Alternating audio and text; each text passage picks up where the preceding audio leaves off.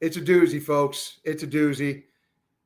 As you can see, another tribute here on all over the place, and this one's hitting the hardest. Our great friend of the show and a great personal friend through my LA days and beyond, Jack Marino, has passed away, and wow, just never thought. We all got to go sometime, obviously, but Jack was just so full of piss and vinegar. Did not see, none of us saw it coming, even though his health had taken a little bit of a bad turn in recent weeks, months, and he's no longer with us, and I'm sad. But we're going to do this Irish wake style. I'm going to bring in another old friend, and unfortunately, it seems like we're only getting together when friends of ours pass. And the last time we got together was our great friend and a great friend of Jack's as well. And I'm going to bring Nick Polyzos in before we start waxing philosophical on Kendra McGowan. Nick, welcome. We got to quit talking like this, my man. I'm serious. What was it, the last time I think you and I were on the air was after the passing of our friend Kendra. Yes, well, the impetus to this show returning, coming back like the phoenix from the ashes from old Radio Free Fredonia. Yep.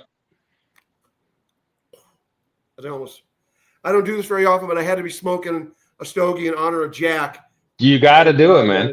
Which the last time I had a stogie was probably with Jack. Yes. Jack was infamous with his stogies. Oh, cigar club and man.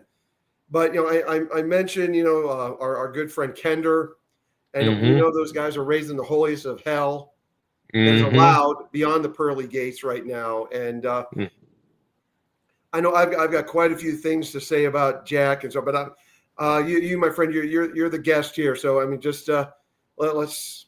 I'm gonna pass it over to you. Oh man, I'm gonna tell you, both of those guys, God rest their souls. The first time I met them both was when was that? I think it was 2010 or 2011.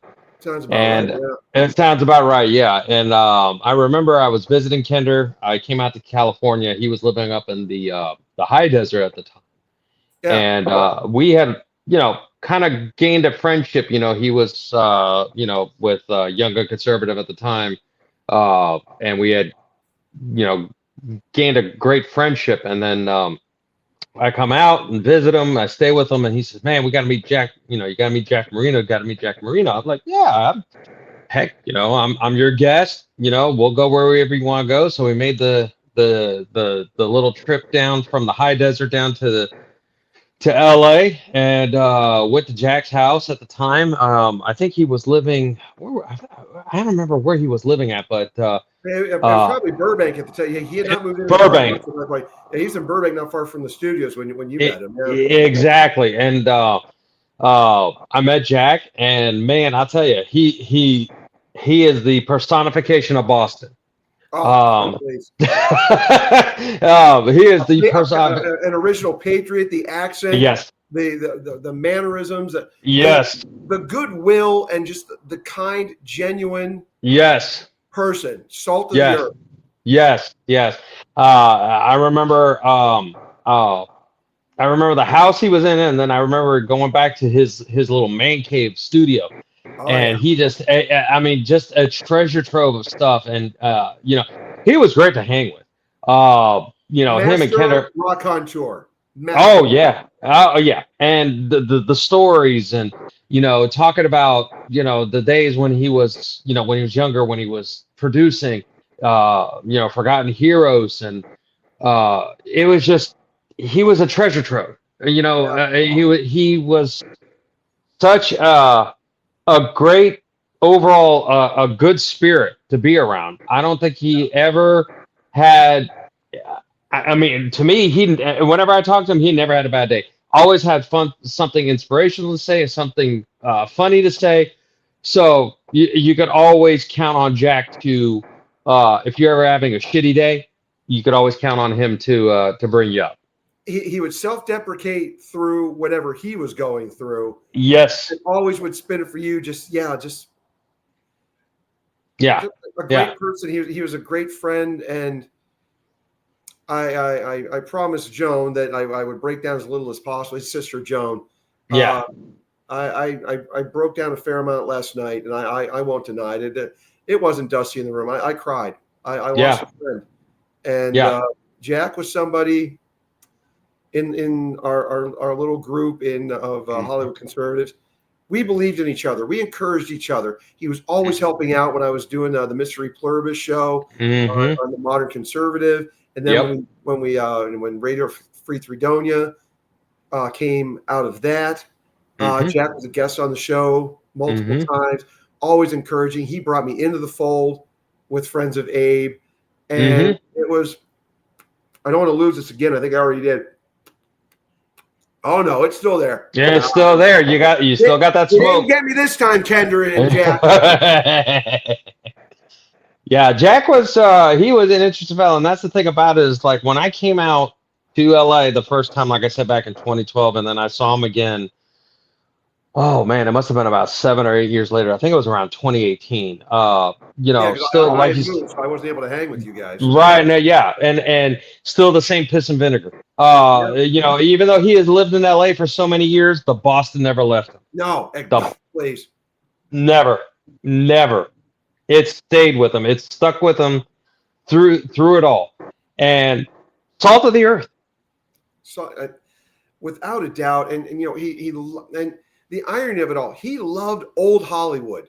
Yes. But he comes out, he was so eager to get into the system, make movies, coming out in the mid 70s. And we'll get to Louise, his wife, more a little bit later. As my thoughts and prayers remain with her, because but more on Louise a little bit later. But she came out with him, encouraged his dreams. They started their family there in LA area and the San Fernando Valley. And Jack he made movies. I remember he had a little bit part in Rocky III, the Fred and Frank Stallone there. Yep. I actually watched that movie the other night. Can't go wrong with a Rocky movie at any time, no doubt about that. No, but no. Then of course doing Forgotten Heroes and just his tenacity to make sure that movie got seen by as many people as possible. And he handed a copy whenever he could. I think President Trump even had a copy. No, I don't think I know President Trump's team when he was candidate Trump. Jack got a copy into his hand. I believe I know President Bush, W, he even wrote Jack a letter. So I mean, Forgotten Heroes was seen by a lot of people, and Jack was like a tenacious with that. Oh yeah, and I still have my copies, Forgotten Heroes. So and let's not forget that this recently came out. Jack was involved with the Blu-ray remastering of a movie that he wrote called Killzone. Yes. So and I'm going to bring this into the forefront here because the packaging that they did on this thing, they made it seem like it was an old VHS tape. Yeah. And it's just, Jack knew what he made. He was a movie maker, just wanted to make movies for people and get his patriotic message out there. Yes. Yeah. And that was the thing about it. He was an ultimate patriot.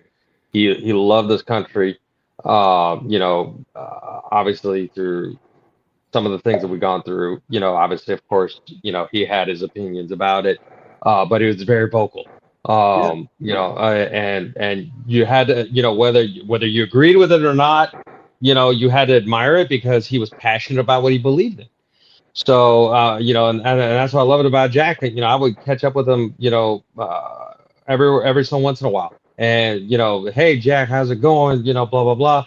Oh, great. Can you believe this shit? And he just started going, something he saw on the news or whatever. And I was like, yeah, Jack, I get it. How's Louise? Oh, Louise is, I had to kind of, bring him back, reel him back in. How's Louisa doing? Oh, she's doing great and all that stuff. Oh, but by the way, do you believe this shit on? So I was like, half Italian, half Irish. Yeah. Few MF bombs in there and whatnot. Oh, he had to pepper it. Those mother. Yeah, it's just passion. I think passionate would be the best way to describe Jack. That is definitely yes. Errol Flynn enthusiast extraordinaire, and oh my God. And Jack knew that I love music, and Boston And I just happened to be playing Jay Giles one time when we were driving around, because a little Boston flair for the cars. He would tell me stories about Peter Wolf and the band when they were first coming up in the late 60s, early 70s, when they broke. And he would tell me the story, like, because those guys would hang out in the bars that Jack hung out at. So I'd get the stories about Peter Wolf. And I've got, of course, the live album over my left shoulder here. But yeah, just Jack, like you said earlier, just always had a positive spin for everything. And it was a great friend. I miss him. It's been a day. And and I learned this 24 hours ago. And I mean, prayers to his family and Louise. And, that's right. It's the great irony here. I talk too much, I lose this. So I'm going to learn a lesson. Kendra and Jack, you're not getting me from the great beyond again, hopefully. But Louise, the love of his life, and Louise, of course, had a medical setback a few years ago. And Jack I remember. at her bedside 24/7. He never gave up on her. Anything that Louise needed, he doted on that woman. She doted on him, and it was a rough time. Louise just stroke and just everything that accompanied that, but Jack was there. And I remember that actually. And I remember that when like I said, when I was out there the last time, I think it was like 2018 or whatever, because my wife actually had to travel to California for her work, and she's like, "You want to go?" I'm like, "Yeah." So I immediately jumped on it, and I told Kendra at the time, and I told Jack, "Hey, I'm coming back out, to the West Coast." I said, "We got to get together." So we made it a point. We made it down to LA. Jack, I think at the time was by then had moved to the new house, Casa de Luisa. Palazzo. Thank you. And Palazzo de Louise. Yes. Palazzo de Louise. Yeah, and I was actually just tonight after you told me the news, I was telling her, I said he would have loved to have met you. I said to come out and have lunch with us and hung out. Make an amazing Italian meal. You sit on the back patio. Yes. Smoke stogies and drink some whiskey. No, that was Jack. That was Jack all the way. That was Jack all the way. And I was just, like I said, I was explaining it to her. I was like, he opened the couple times that I actually met him, he opened his home to you with wide arms. Anything you wanted. I mean, you stuff yourself with food, with wine, with laughter, talking politics, news. I mean, whatever it was, he made you feel part of the family. He did. And it was a blast to hang with him, at his home, and to hear the stories, the Errol Flynn stories, the old Hollywood stories. I mean, he was such a wealth of knowledge. Oh my God. Yeah. And when you look back to his LA Talk Radio days, and he'd have, I mean, you talk about all over the place. He was in the same wavelength. He'd have actors. He'd have authors. Robert Mitchum's son came on, I believe, on a couple of occasions, and just politicians would come on. And Jack, whoever it was, Jack would just they'd sit and shoot the shit, and it would just be a great conversation between two people or three people with the equal amount of passion. Yep. And that always came across. And it wasn't coming across. It wasn't an act. That was Jack. He was the real deal. He was the real deal. And you know what, Nick? I can't think of any better way to put a bow on this for now. And just the real deal. Jack Marino, I gussied myself up for you, my friend. I broke out my fedora, dressed a little sharper, because that was you, Jack. You were old Hollywood. Mm-hmm. My surrogate uncle. You believed in me, Jack, and I will never forget that. Anytime I feel any urge to just like, nope, this is it. No, Jack was said, "You stupid motherfucker, you're not stopping now. You've come this far. Yep. Doesn't matter what anybody else says. Yep. Keep going." Yep. That was his thing. He always encouraged. When we were doing our show, but Kendra and I, we had him on a couple times. Yeah. And he had a blast, and he always, would provide encouragement. I was on, Kendra and I got the chance to be on his LA Talk Radio show. I remember going down to the studio, and what was he used to say? The land of fake tits and real assholes. You know, that's what he called LA. The That's land of, Jack Marino. yeah, Hell it is. yeah. Yeah. So There's a better way to put a bow on this. There. you know, yeah. So I Folks, mean, I'm a but Western Pennsylvania. We're going to put several bows on this. We don't make good exits. no, we don't. No, we don't. But that was Jack for you, though. I mean, and again, like I said, as long as he stayed in LA, he still had that East Coast uh, uh, hard values, you know, about family, about God, and about country, and about patriotism. I mean, that was Jack. That was Jack all the way. Genuine passion. Thank you. Yeah, that's the word that I keep looking for. Passion. Very passionate. Well, Jack, I've got through about, I'm guessing, a third of this stogie, and I want to make sure I keep this. And I'm going to keep going back. I miss you, man. I wish we could. So many more adventures we could have had, but folks, that is life. But unfortunately, Jack,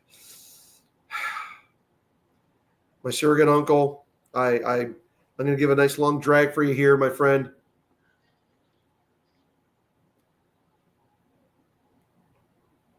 That's a good drag. And wash it back with the best whiskey I've got, a little Elijah Craig right now. Nick, thank you so much for joining us here on All Over the Place, and just as a friend. Yeah. You know what? You're going to come back on. Absolutely. And we'll shoot the shit about Kendra and Jack a little bit. Then we'll get to what's going on with us, and I'm going to tell you this when we do come back on. I'm going to tell you the funniest story. Remind me about it, about going down the Pacific Coast Highway with Kendra, about lost his shit going from LA to San Diego. When we come back on the next time, remind me to talk to you about that, because I think I about scared the piss out of him. To be continued, gladly, because it's Kendra, so you don't even need to say the word crazy ass. It is implied. Nothing else needs to be said. Thank you, Jack. I'm looking up to you motherfuckers right now. I love you guys. You are inspiration for why I'm sitting here and continuing to crank out shows. And I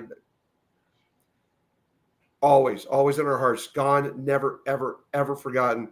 Mm-hmm. Jack Marino, Warrior Filmmaker, surrogate uncle, friend, passion. Thank you. Salud.